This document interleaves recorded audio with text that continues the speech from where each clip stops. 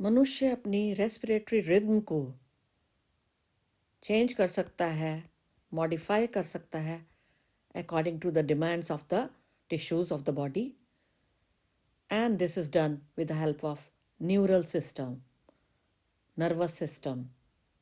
A specialized center is found in the medulla region of the brain for this, and this is called respiratory rhythm center. This is the main place for regulation. Another center is found in the pons region nearby the medulla. The pons region contains pneumotoxic center for regulating of the respiratory rhythm. A third center, also important, is found in the medulla again. That means medulla mainly carries two main respiratory centers, whereas one center is found in the pons of the brain. Looking at their roles, the main, that is respiratory rhythm center, ये क्या करता है? ये inspiration के लिए है mainly. It is called inspiratory center and it is related with normal inspiration and expiration regulation. Expiratory center, ये क्या करता है? ये फोर्सफुल इंस्पिरेशन या एक्सपिरेशन को कंट्रोल करता है. पॉन्स का रीजन जो न्यूमोटैक्सिक रीजन है, this regulates the RRC of the medulla, and it is also responsible for increasing or decreasing the rate of respiration. During exercise, the rate gets increased thanks to the pneumotaxic center in the pons. Have you seen a dog panting with the tongue out? So it is a very shallow breathing, but the rate is very high, and this is again due to pneumotaxic center regulation. Chemical control of respiration with the help of chemicals. Chemosensitive areas are there.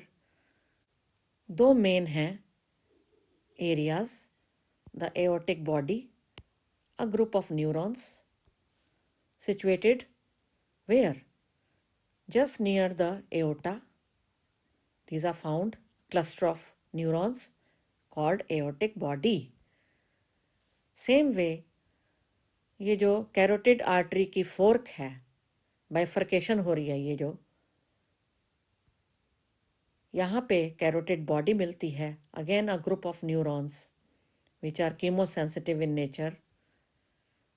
Both these areas are chemosensitive in nature and they help in controlling the rate of respiration in man.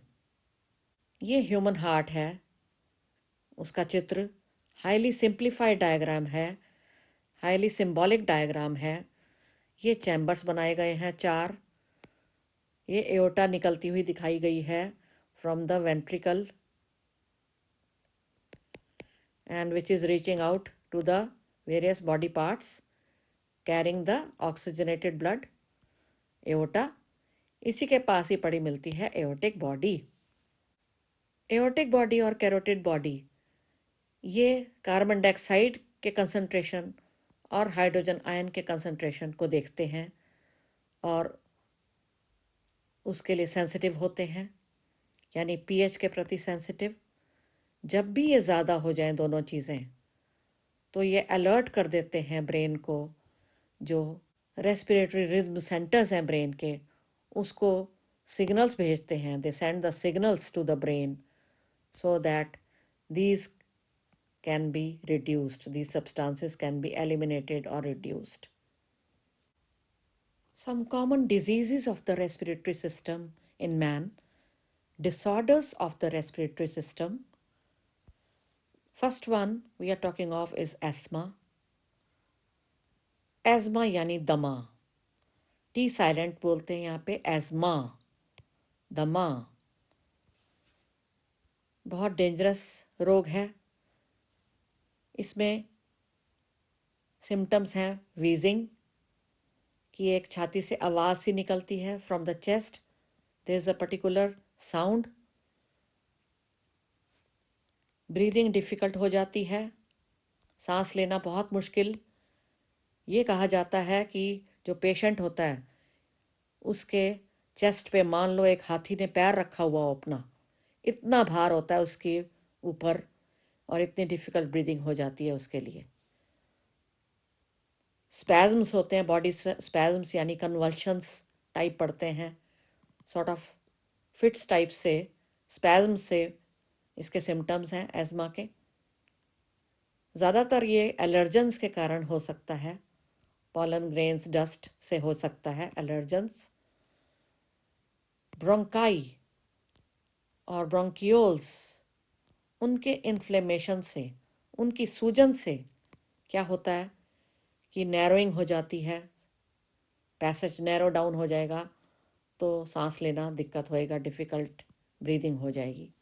Look at A and B, two girls, which of the two according to you is suffering from asthma presently and in trouble? कौन सी लड़की परेशानी में है इस समय? Yes, अगर compare करो तो बी वाली के ये बड़े नैरो हैं पैसेजेस। क्यों? क्योंकि सूजन आ चुकी है और सूजन के कारण ये मोटे मोटे हो गए हैं दोनों वॉल्स और नैरो हो गया। अल्टीमेटली जो कैविटी थे, ल्यूमन था, वो नैरो डाउन हो गया ट्यूब्स का। सारी ट्यूब्स देखो, सारी ब्रोंकाई ब्रोंकियोल्स नैरो डाउन है and difficult breathing for her, but this is normal, okay. Big lumen, sputum, there may be sputum production in asthma. Sputum यानी phlegm यानी mucus. Emphysema, respiratory disorder, very common, also called smoker's disease, found in smokers. Chronic disease है ये, दीर्घकालिक रोग, लंबा चलने वाला रोग, chronic infection है ये। Alveolar walls are affected, they get broken down or damaged, जिसके कारण respiratory surface area gets reduced. Cigarette smoking is the main cause here. Look at diagram A and B. Which of the two of the alveolar sacs has low surface area, lower surface area, A or B? Yes, of course, A का surface area देखो बहुत कम है as compared to B, क्योंकि ये ऐसे ऐसे है, curved है, तो सरफेस एरिया ज़्यादा है। तो ये एक नॉर्मल बंदे का है, पर्सन का, और ये एक स्मोकर है सफरिंग फ्रॉम एम्फिसीमा, जिसके ये सरफेस एरिया बहुत रिड्यूस हो चुका है for taking up oxygen, carrying up oxygen, absorbing oxygen. Look at this alveolar wall. अगर यहाँ पे स्मोक की टार वगैरह जमा होती जाए, क्योंकि कोई स्मोकर है वो अपने अंदर सिगरेट का टार वगैरह डाले जा रहा है बाय स्मोकिंग, तो ये जो टार है और चारकोल है ये सब यहाँ जमा हो गया, तो ऑक्सीजन कहाँ पे डिफ्यूज़ हो पाएगी, एब्जॉर्ब होगी? केवल इसी एरिया के लिए रहेगी। वो एरिया तो बेकार हो गया ऑक्सीजन के लिए, वहाँ पे तो ऑक्सीजन यूज़ नहीं होगी, केवल इतने एरिया में ऑक्सीजन ली जाएगी, यानी कि reduction in the oxygen carrying capacity of the alveoli. Occupational respiratory disorders, ऐसे रोग रेस्पिरेशन के जो ऑक्यूपेशन से रिलेटेड हैं, जॉब से, पेशे से रिलेटेड हैं, of the workers, the laborers. They suffer from these diseases generally, working in industries where there is grinding of the stones, crushing of the stones happening, जहाँ पर भी बड़े बड़े स्टोन्स को क्रश किया जा रहा है, ग्राइंड किया जाता है छोटे टुकड़ों में, तो डस्ट पार्टिकल्स, चारकोल, एस्बेस्टॉस, ये सब हवा में रहते हैं और ये इनहेल किए जाते हैं बाय द वर्कर्स देयर। मज़दूर इनको इनहेल करते हैं ना चाहते हुए भी। उनको मास्क लगाने चाहिए, ये इसका आंसर है। To prevent these disorders, they must use the masks. So long exposure to the dust, etc., the body cannot cope with this. The defense mechanism fails here. This gives rise to inflammation of the passages, leading to fibrosis, that is, increase in the fibrous tissue of the respiratory system. Serious lung damage हो जाएगा इससे। Some infectious respiratory disorders, yani communicable diseases, respiratory in nature, which are caused by pathogens. It could be bacteria, it could be a virus causing the disease. TB, tuberculosis, pertussis, whooping cough, pneumonia, and diphtheria. All these are caused by bacteria. They are bacterial diseases, acute disorders which can infect a healthy person from an infected one. Some chronic, non-pathogenic, non-infectious respiratory disorders are tumors, it could be lung cancer, due to carcinogens.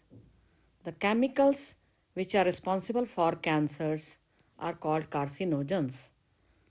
One important carcinogen here is benzpyrene, produced from the tobacco smoke. This causes lung cancer in man.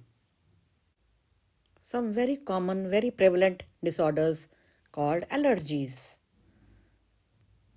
What is this? An allergy. It is the hypersensitivity of a person to certain allergens or allergen. It could be a dust particle, the allergen. Smoke could be an allergen for some people. Wheat protein, wheat may cause allergy to some. Milk protein may cause allergy to the others. Pollen grains, an allergen. Cosmetics, makeup items, chemicals could be the allergens for certain individuals. Not all suffer from allergies. Only a few people are hypersensitive to certain allergens or chemicals. So how does an allergy begin? How does it happen in the body? There are 3 steps to it. The first step is stimulation by the allergen or sensitization by the allergen, the substance that causes an allergy. What happens is that the allergen may be irritating the skin, or it may have been taken by you in the food. So the allergen will cause production of antibodies. The antibodies will join with the mast cells in our connective tissues like this. So this is the first step and it is called stimulation by the allergens. The second step is the second stimulation now by an allergen. So whenever the person comes in contact or gets exposed to the same allergen later on in life, after some time, what happens is that the antibodies are already there. which have joined with the mast cell. The two are binding together.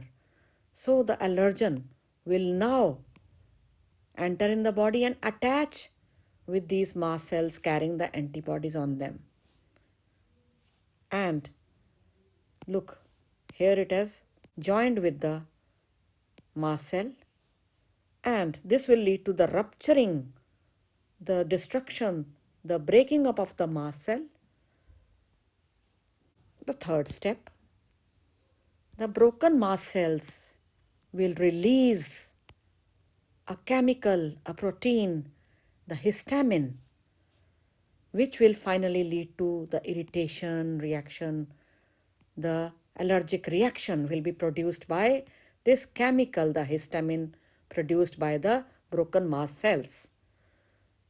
तो ये histamine से ही आपको irritation होगी, या आपका runny nose होगा, या watery eyes हो जाएंगी, या आपको बहुत छींकी आएंगी, स्नीजिंग होगा, खूब खांसी, कफिंग, इन्फ्लेमेशन, सूजन किसी पार्ट की, फीवर हो जाएगा जैसे कि hay fever.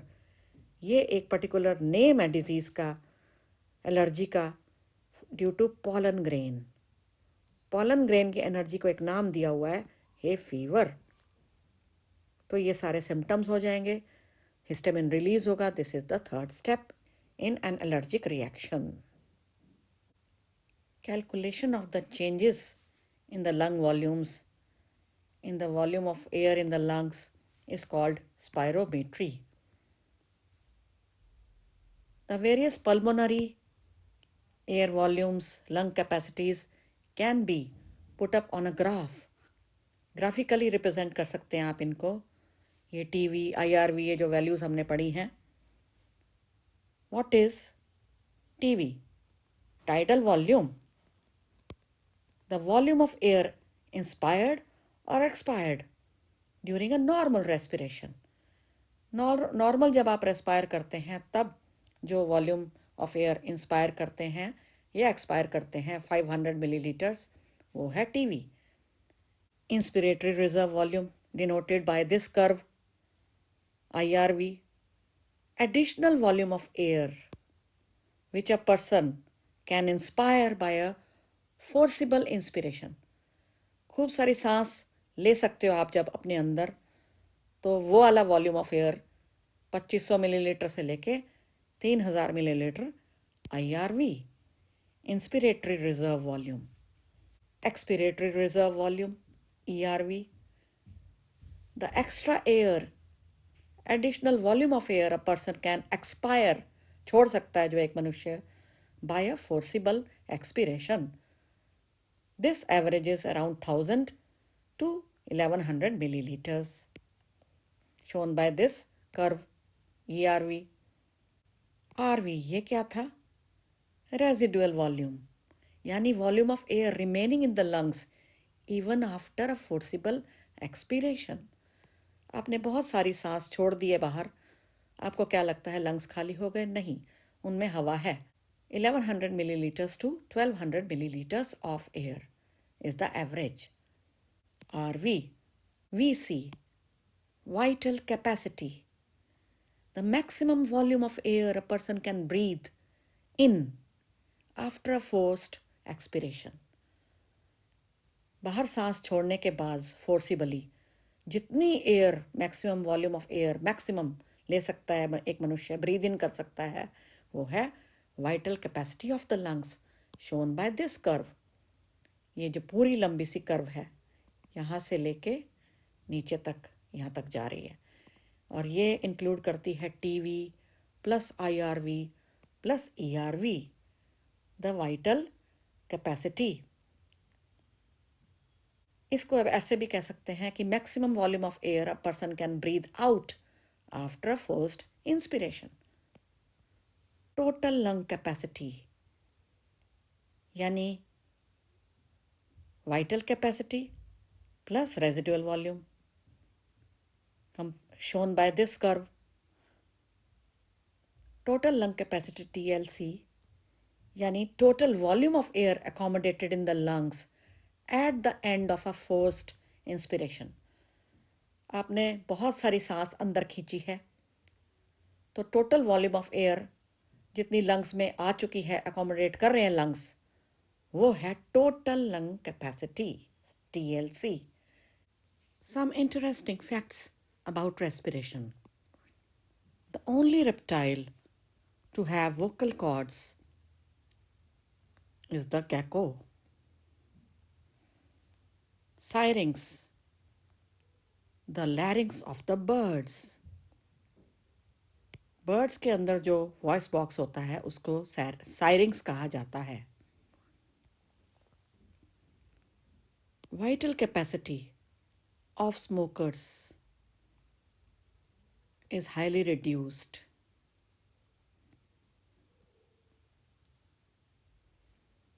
Chorion is a membrane, extra embryonic membrane found in the fetus.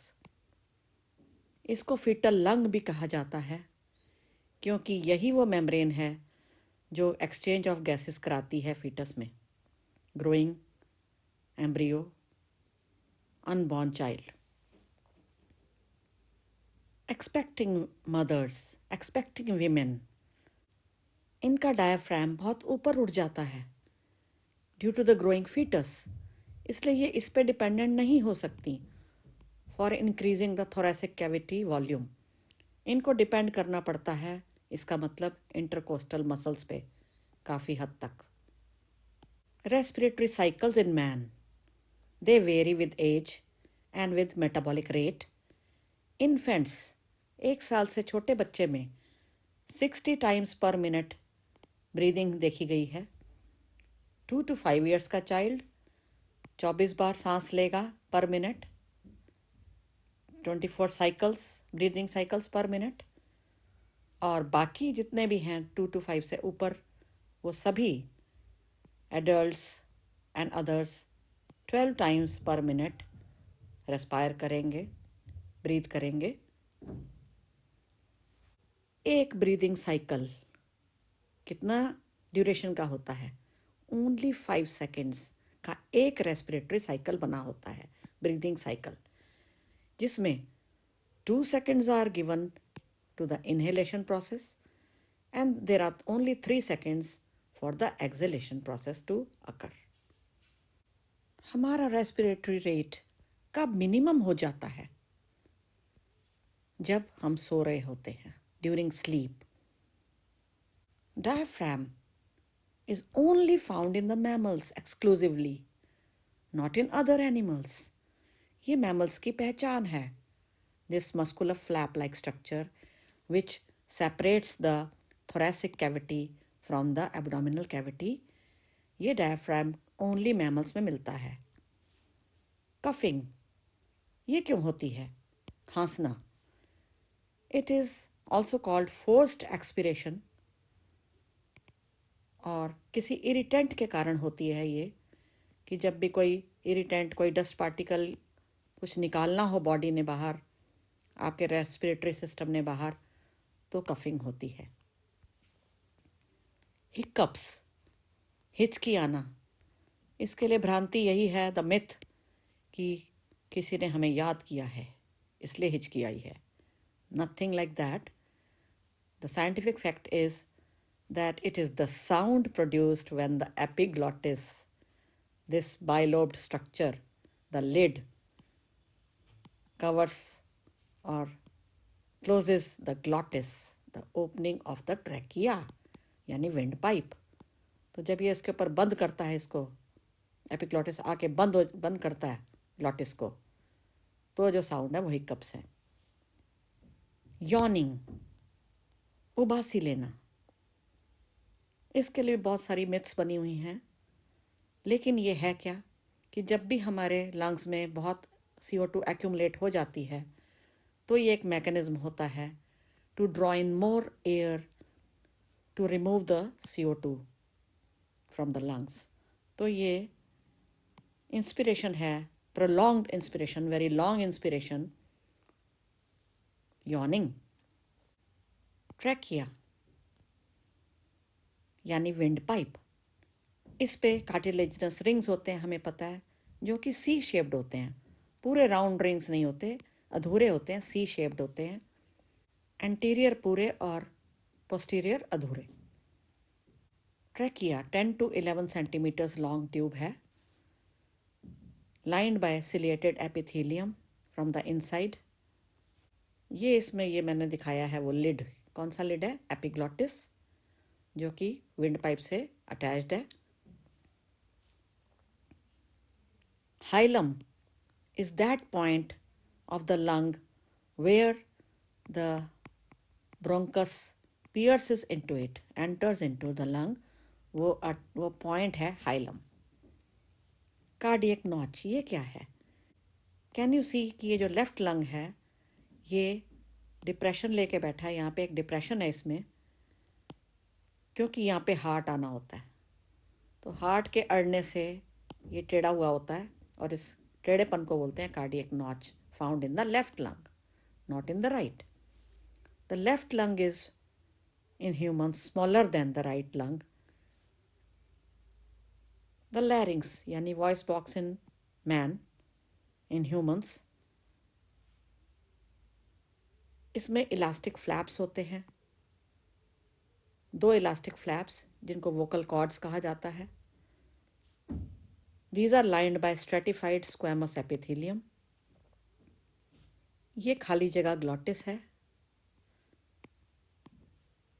और वोकल कॉर्ड से ही साउंड प्रोड्यूस होता है, हम आवाज़ कर पाते हैं जब एयर इसमें से आती जाती है। मेल्स का it is much more developed, the vocal cords, and they are lengthier than the females. तो मेल्स के वोकल कॉर्ड्स ज़्यादा लंबे होते हैं in humans as compared to the females, जिनके शॉर्टर होते हैं वोकल कॉर्ड्स।